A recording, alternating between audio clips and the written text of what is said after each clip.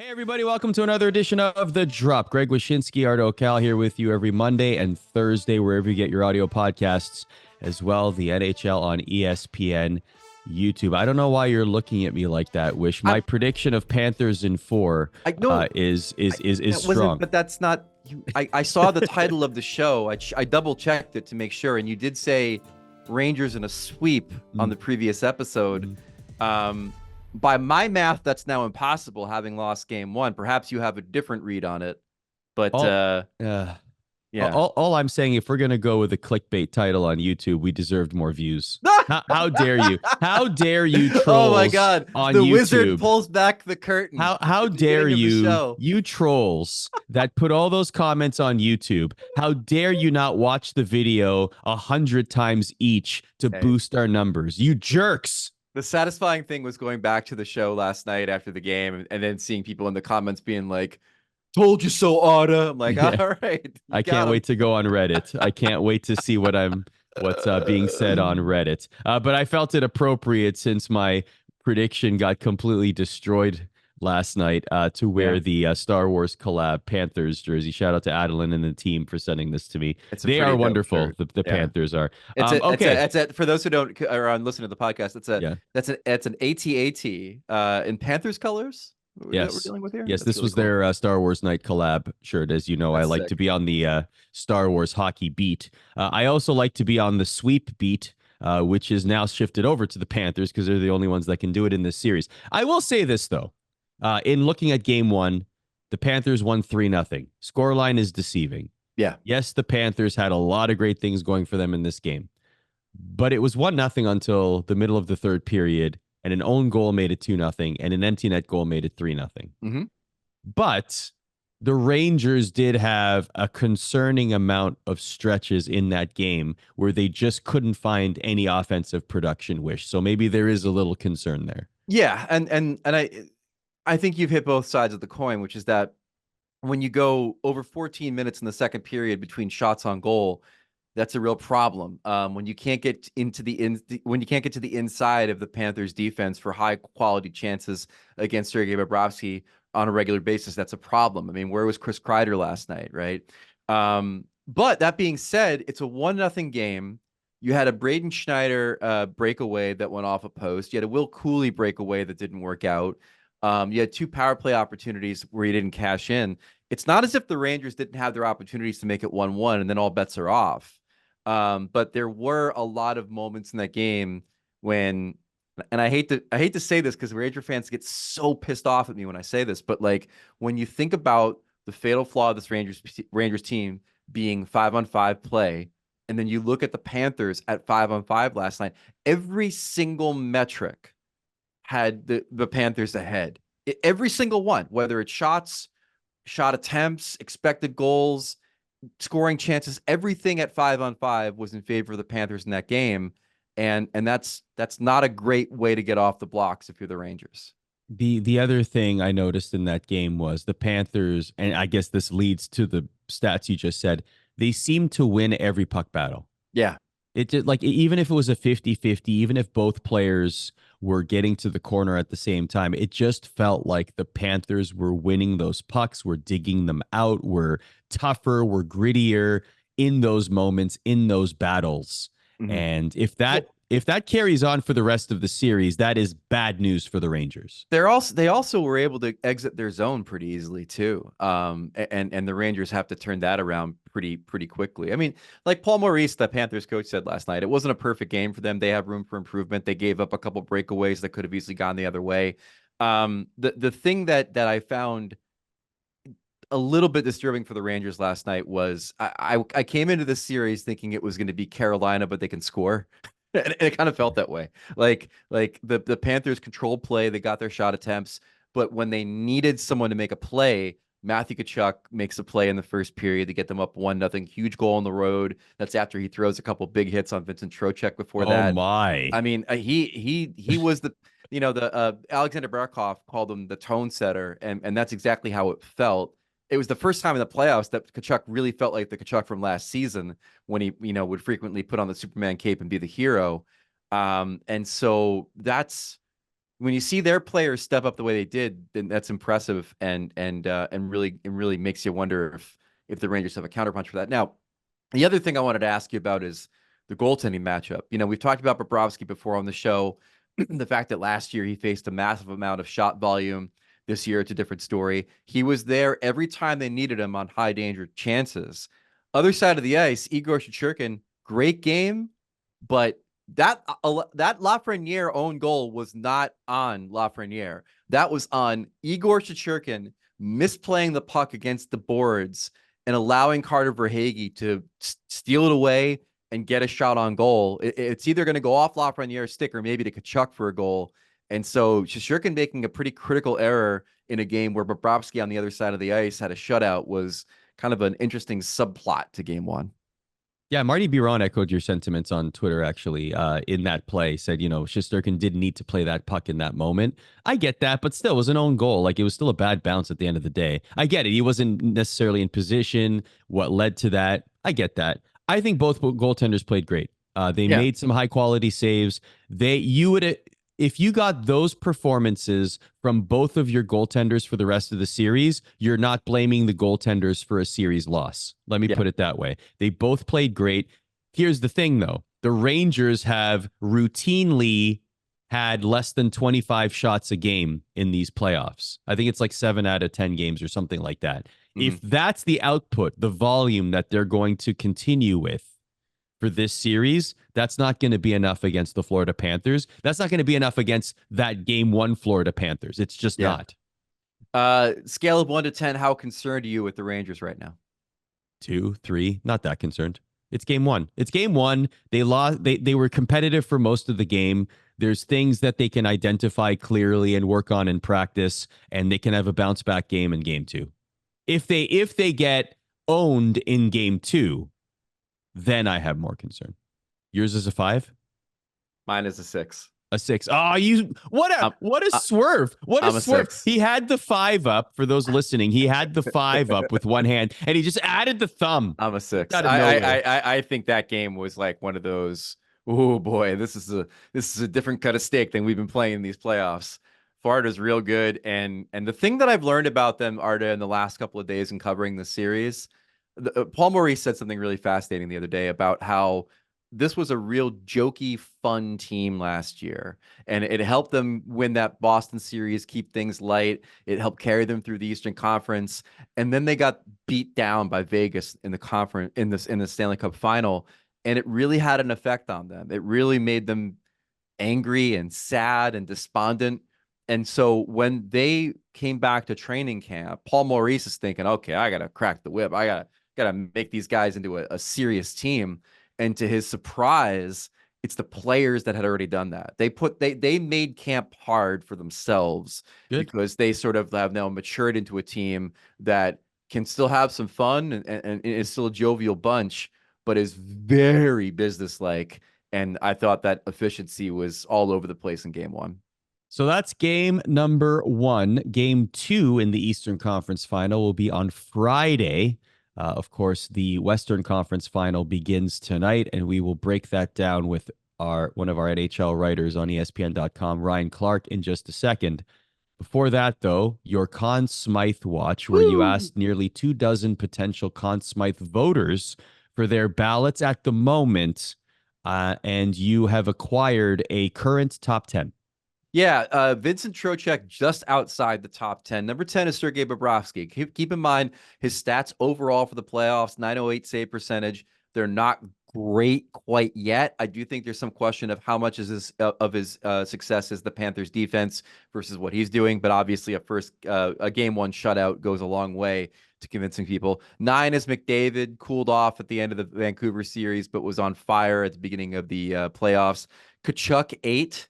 That'll probably rise if he has more games like game one. Wyatt Johnston, who we're going to talk to Ryan Clark about later, number 7, right ahead of Miro Heiskanen at 6, leading scorer for the team and also leading in ice time, I think, in the playoffs at this point. Number 5, Alexander Barkov still gets the lion's share of the credit for how good the Panthers have been. Really, really good in that Boston series. Number 4, Jake Ottinger. I mean, he's Otter, man. He's a playoff hero. His numbers have been a little bit roller coastery through the playoffs, but got a huge amount of credit for the work that they did against the Colorado Avalanche, especially against their power play. Evan Bouchard, your boy, Evan Bouchard with the Edmonton Oilers. I think he's like, along with Brian Leetch and Paul Coffey, one of the quickest, or had the most amount of points in his first 20 games of the postseason, or something, or 20 points in the postseason. That quickly, yeah, exactly. Yeah, that quickly. Igor Shesterkin is number 2. Right there at number 1.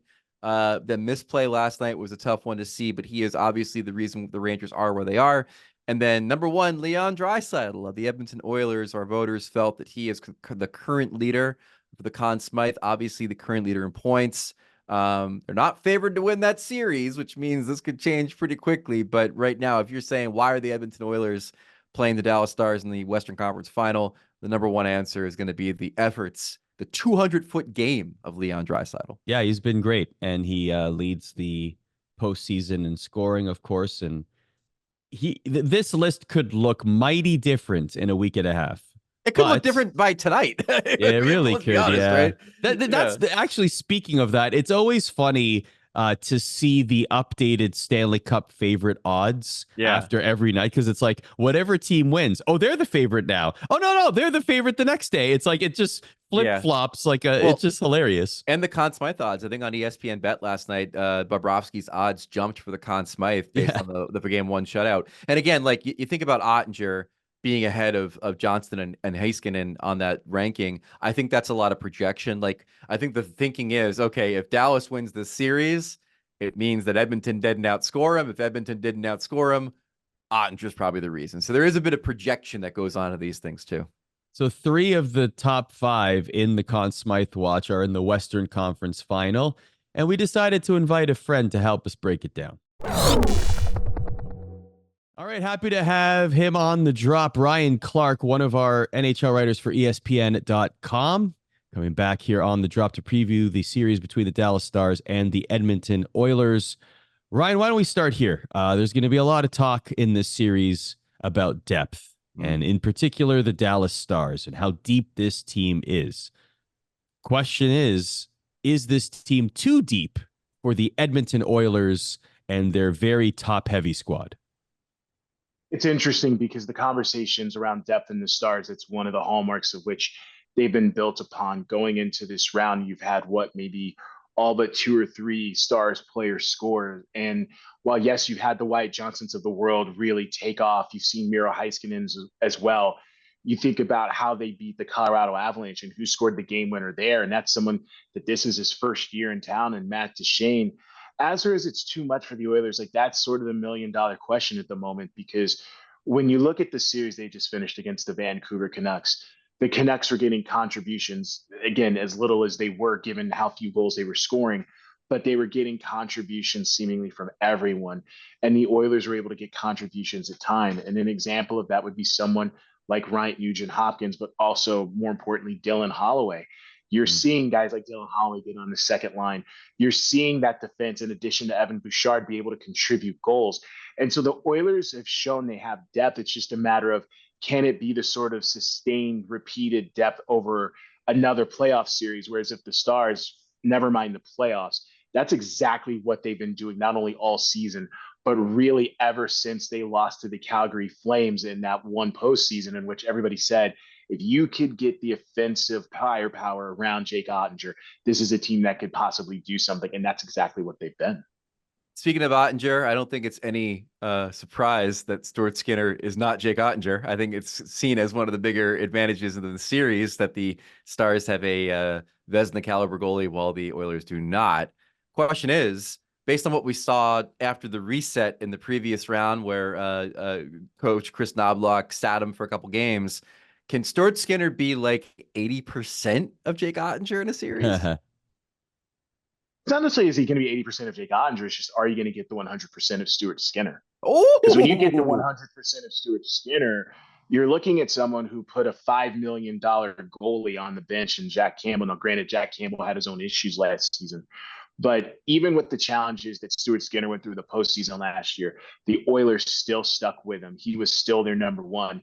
Yes, they go to Calvin Pickard, but then he comes back and he plays the perfect game for the Edmonton Oilers. And what I mean by that is he stops shots in the system that you think about the changes the Oilers have made. It used to be score, score, score, and then we'll see how they defend. Whereas if now goal prevention is such a big part of what they do, and to have a goalie who can stop shots, that's going to be important. But it also goes back to something we learned about Stuart Skinner last year, writing a story about sort of his career arc. Something he said was every time he's been faced with a challenge, he finds a way to respond. Like he thought when he was in ECHL, he gave up 9 goals in Tulsa. And when he was playing in Tulsa, it was in Wichita against Tulsa, and he just thought, there's no way I'm making this. And then homeboy ends up becoming not only an NHL goalie, but the starting goalie for his hometown team, a team that could win the cup this year. And that's where, when you look at what he's gone through, you look at the situation and think, if he can be 100% of himself, absolutely he has a chance of helping this team win a cup.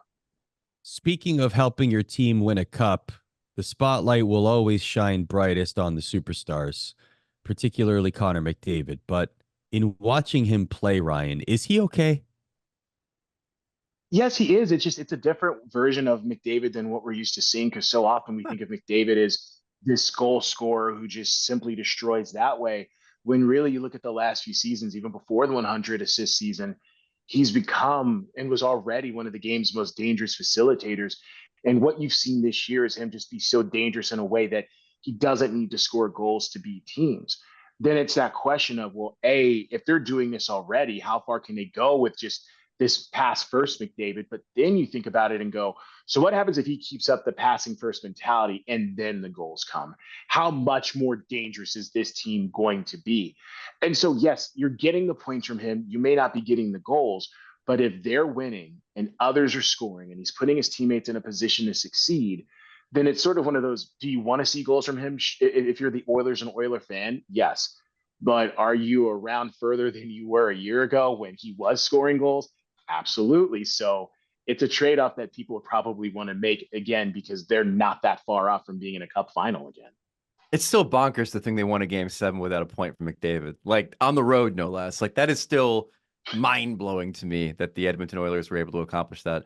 Their power play is great. It might be the best in the playoffs overall. The Rangers are a contender for that title too. Dallas's penalty kill, not great. Now, granted, they have played a couple of teams in Vegas and Colorado that know how to put the puck in the net with man advantage. Is this the mismatch that it appears to be on paper for this series? Not necessarily, because what we saw Dallas do, believe it was from game 2 or game 3 from Colorado going into that final game of the series, is they were really able to limit the Avalanche's power play, because against the Winnipeg Jets, the Avalanche were operating well over 40%. It was them and the Oilers in that conversation of who's maybe the most dangerous power play going into round 2. And then the Stars were able to throw some things at the Avalanche. It absolutely frustrated them. And it's something that, again, until game 6, when the Avalanche connected, they'd really been struggling with over the last 2 or 3 games. And so looking at what they did makes you wonder, not necessarily have they found the secret to the Edmonton Oilers, but have they found a way to sustain pressure in a sense of, like, when they face it, they feel more prepared. But also, we did see the Vancouver Canucks find a little bit of success against the Oilers. Now, granted, success is a relative term against the power play that at one point was at 50% and is what now, like, let's say more than 30, but like 35. But again, the Canucks showed that, okay, there is a blueprint. You have to be careful and specific about it. But between what we saw from the Canucks and what we saw from the Stars against the Avs, yes, the Oilers power play is still dangerous, but the Dallas Stars might have more of a chance than people expect when it comes to shorthanded situations. All right, let's generalize that, having a chance. Last thing for you, Ryan, your conference prediction and why. Well, for what we gave for the site, went with Stars in 7. And the reason why, there's maybe 3. The first is it's what we've talked about already with depth. Like, how will the Oilers' overall depth hold up? Are you going to get contributions from a bottom 6? Because, again, while they've been getting contributions from elsewhere, the questions with this team, especially going into this round, is what can you get from the bottom 6? If they can get goals from the bottom 6, then yes, they have a chance. But what we have seen from the Stars is they can get those goals, so there's that. The second is they have gone against what might be the hardest schedule of any team in this postseason. They've gone against the 2 most recent Stanley Cup champions. They found a way to not only come back from an 0-2 hole against Vegas, but Vegas had beaten them 9 of the last 11, 6 in a row, and they take them to 7 and win. They take on an Avalanche team that even pre-Valerian and Shesterkin, people thought had a chance of winning, and they won. So there is that. Now, granted, the Edmonton Oilers, except for one game, it's played nothing but 1-goal games against Canucks. So there's something to be said for that.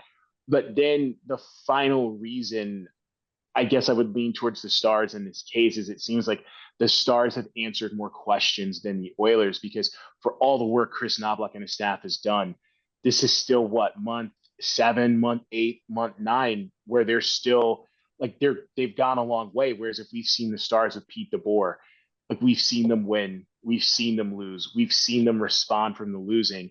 And it's not saying that the Oilers can't go all the way without really going through major hiccups. But when we think about how teams win in this league, everybody goes through some sort of valley or at least some sort of Rubicon at some point. And the Stars have gone through that. And the Oilers, they have, but with this coaching staff, they haven't. So again, for all those reasons, you would think maybe the Stars. Now, that being said, it comes with the idea that the Oilers could win this series. Like, there is no clear favorite.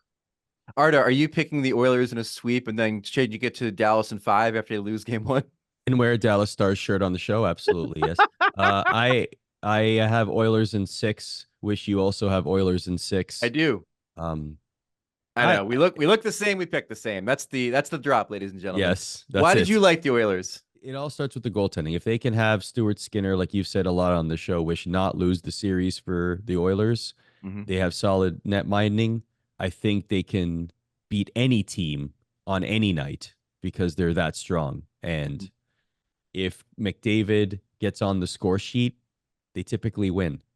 Like it's very rare that you see McDavid not score a goal or not get a point, and that team win a game. Game 7 is the outlier to that. So right. I think they got the pieces in place when everything's firing on all cylinders to be able to beat any team in the NHL, including the Dallas Stars. What about you? I need first round, Connor. I'm a little concerned about the lack of production in the second round. I don't know if that's more Vancouver than anything else, but we need him to, I mean, the people who picked the Edmonton Oilers to win the cup, me and Arda, need him to find that gear again that he had in the first round. The thing about the Oilers, and I'll push back a little bit on what Ryan said, which is that I do think that they've shown a bit under this coaching staff of maturation. And by that, I mean, I spent all season long waiting to see this team play defense on a championship caliber level. And although I do think that there should be some criticism of the way Vancouver played and specifically the system Rick Tocchet plays, that it doesn't generate as many shots as it should, there is a bit of suppression there. There is a bit of good defense there that the Oilers have shown in fits and spurts, like the first 2 periods of game 7, not so much the third period. So I do think they've shown that they can defend when they want to. And the other thing that they've shown is that they're no longer a team that's going to get boo-boo faced if they aren't winning on their terms. They won a 1-0 game in Los Angeles. They won some real grinded out games against Vancouver. And in the past, if the power play's not working, if Connor's not scoring, if they're not going up and down the ice, they used to get really frustrated by it. And I think that they've learned to not be that team anymore. I don't know if it ultimately adds up to them beating Dallas, because Dallas is real good. But I think it gives them a legitimate shot to do so. Not that this helps the depth argument, but the Oilers with Bouchard, McDavid, and Draisaitl have 3 players with 20+ points. Yeah. After within the first 2 rounds of the playoffs. To put that into context, just quickly, Wish, that's only happened 4 times in NHL history across the entire league, right? In the postseason. We haven't even, I mean, one thing we didn't touch on in the depth argument is, Ryan, the injuries that the Stars are dealing with. Like Hakanpää's out of the lineup with an injury. Rupe Hintz is dealing with something, which is a huge loss if he's diminished. I think that blue line for them has logged a lot of minutes as they compensate for maybe a lack of depth back there. And I was looking at that when I made this pick and said, okay, Oilers forwards versus Stars defense, where Miro Heiskanen's playing 40 minutes a night. At some point that might not be sustainable. It might not be, but I think that's what made game 6 against the Avalanche so interesting, because you bring in Alex Petrovic, and he was someone who's able to get 12 minutes. And yes, it was a double overtime game, but even then you think about how he was used compared to Nils Lundkvist, and Nils Lundkvist hadn't played 12 minutes since January. Yeah. It's really been an 8 to 10, 11 minutes sort of performances for him, but in the playoffs it's getting below 8 minutes. One point I believe it was 5 minutes in one game. And so like for those reasons, you have questions. But if they think Petrovic can be that person who can give them 8 to 10, again, it's a big maybe. But at the same time, they have found a way to beat Vegas doing this, which when we talk about depth, that was a team that has all the injuries, healthy, whatever. They have all of it. Yeah. Colorado is a team that has depth, but of course you're missing 2 top 6 wingers through different reasons in Valeri Nichushkin and Gabriel Landeskog. And now you're going up against the Edmonton team, which has all the talent in the world. But again, you've shown that you can sort of take on this challenge. But again, having those players healthy helps.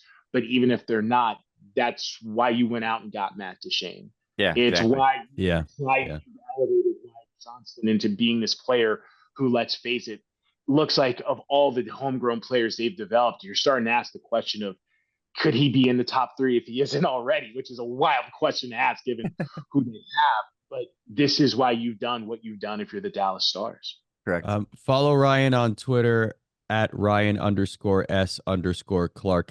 What can we look forward to from you, Ryan, for the conference final? I have no expectations. It's easier though I know. So there's, of course, there are a couple of different things that we have going on. There's something that we have coming up on Joe Pavelski that hopefully will be interesting. There's a little bit of a cool story with the Stars in their dressing room in terms of something that's become a post-game ritual for them, that it's a fascinating story, especially when you think about how young that team is and how this thing that they do is something that, let's just say the thing that they do by itself is older than most of the Dallas Stars, which we'll talk about off camera. And then when it comes to the Oilers, there's actually something on Evan Bouchard that we'd been sitting on for a while, going back to last year, that now it looks like this would be the time to do it. And then if all works out, it's possibly looking at something with the Oilers, which is with Ken Holland. This has been someone who's been one of the greatest builders this league has ever seen. But like, what has it been about this particular instance that's maybe been his greatest challenge? And if they win, could this be his greatest success? And win or lose, could it be his last season at Edmonton as we look over at the opening in Columbus as well? Yeah, so we'll see there. All right, Ryan, thank you so much for your time, man. No problem. Thanks for having me. Thanks again to Ryan Clark for joining us here on The Drop. We got some coaching news, almost like a coaching roundup to end the show.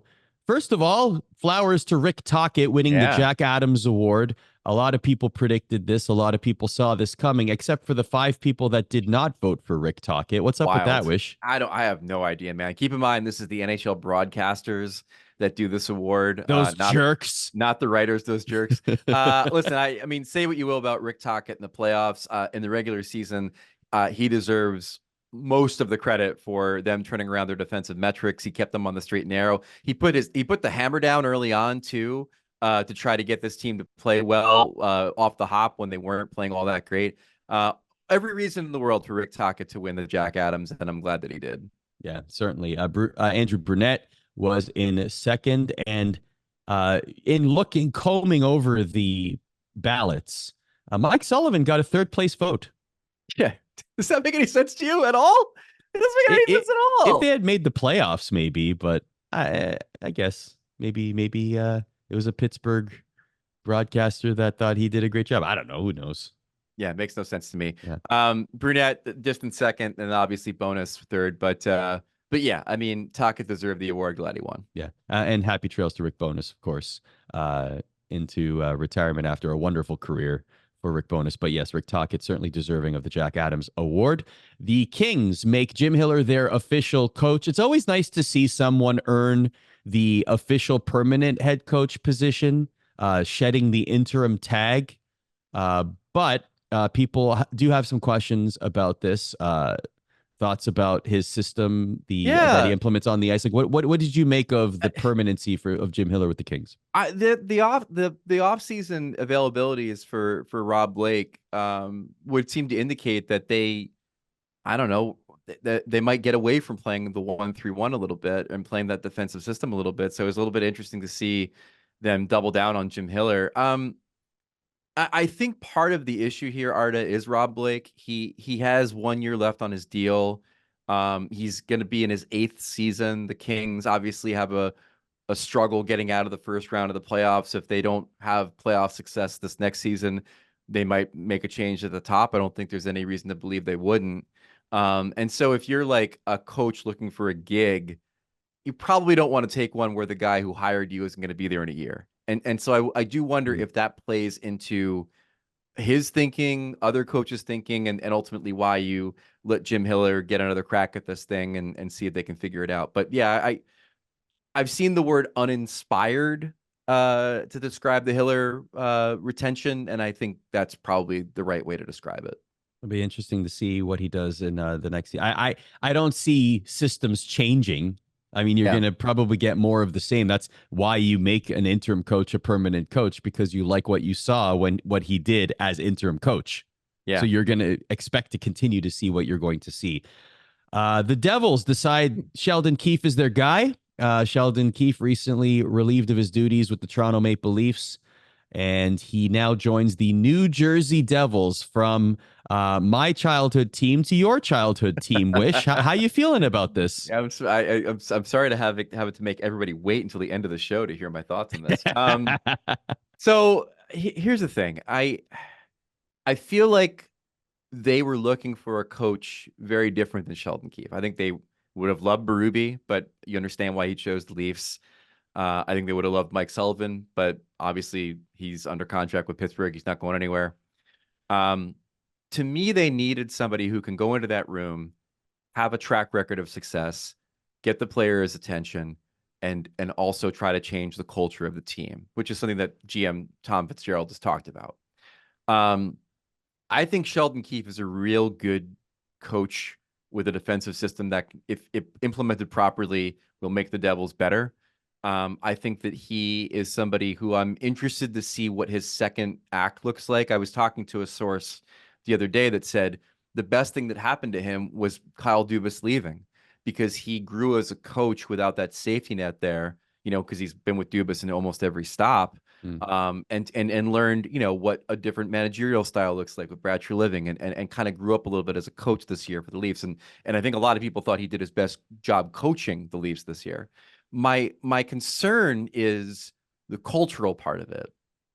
I kind of feel like they needed a proof of concept guy. I kind of feel like they needed someone like a Berube to come in and be like, I want a cup. Here's how I did it. Listen to me. I'm the final authority.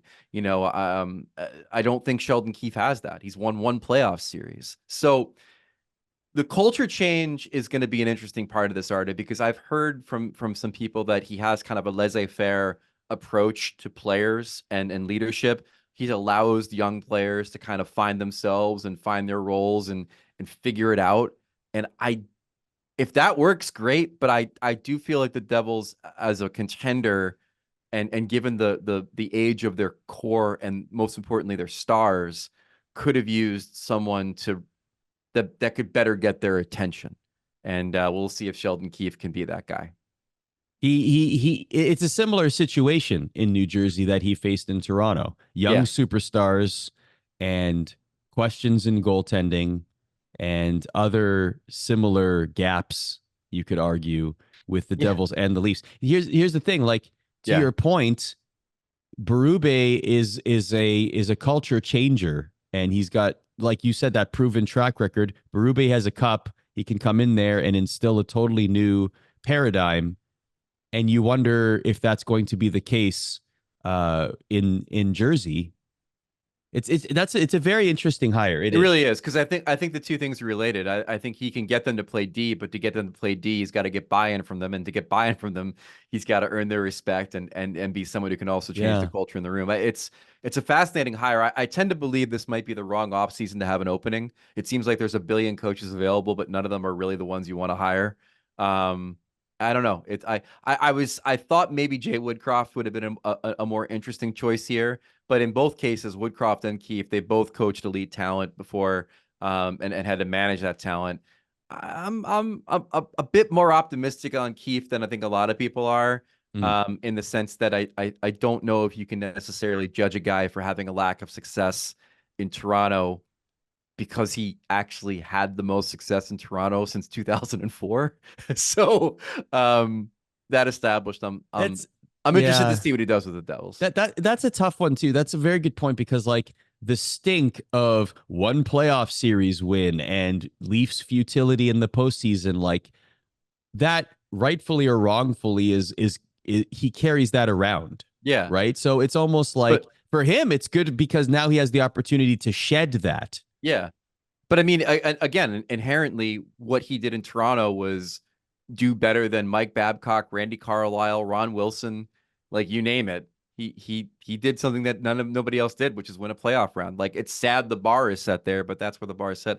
I don't know, man. I think you look at guys like Bruce Cassidy, Pete DeBoer, the list goes on of guys that had really strong second acts. Mm-hmm. Sometimes you got to kind of figure it out, and there was no better place to, take your battle scars and figure it out than Toronto. So we'll see what we got in Sheldon Keefe in Jersey. Let us know in the comments what you think of Sheldon Keefe joining the New Jersey Devils, and we'll continue the conversation there. Thanks for listening to The Drop every Monday and Thursday, wherever you get your audio podcasts, as well the NHL and ESPN YouTube. Enjoy the pucks this weekend, and we'll see you on Monday. Take care.